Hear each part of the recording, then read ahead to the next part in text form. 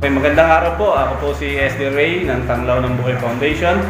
Ni-interview ko po si Pastor Teoso at ang kanyang sambayanan ay narito. 4 po ang kanilang anak at ito ang kanilang inuupahang Sunday service po na building. Ano po? Pastor, introduce ka ulit ng iyong anak.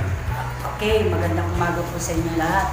Ako nga pala si Pastor Teoso Regulario na siyang nagpapastor sa Living Faith Christian Fellowship.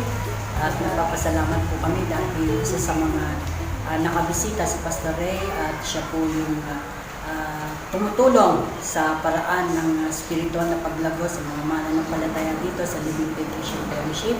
At the same time ay nakatulong din yung Tanglaw ng Buhay sa paraan ng habag na kung saan ay nakawin po kami ng 4 na pamilya sa paraan ng habag. Amen. Ako po ay malaki ang aming pinapasalamat dahil naging bridge po ito, naging tulay po ito para maabot po namin yung mga tao na hindi pa nakakilala sa Yes. At isa pa po, meron din isa sa mga pinapasalamat ako dahil nandito si Pastor Ray ay mukhang magbabahagi siya ng habag para sa atin. Amen. Ganun din po at ang isa sa mga panalangin po namin ay kailangan po namin ang Old New Testament na Bible at kami po nagpapatuloy dahil meron po kami bibigyan. Meron po kaming Bible yan, kaya lang New Testament at kailangan po namin talaga Old New Testament. So, to God be the glory. Okay, salamat po. Salamat po. At alam ko, naniniwala, living by faith. Dagdagan natin, living by faith and by faithfulness. Amen. Amen. Okay.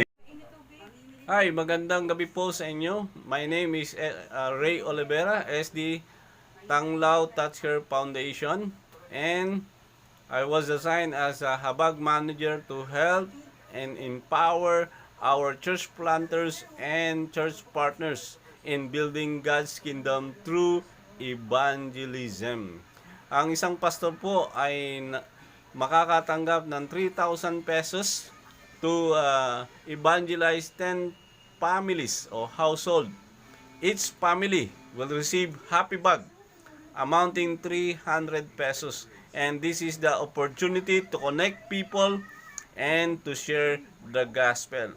And I'm praying that you will partner with us through prayers, through support, and through sharing this video clip.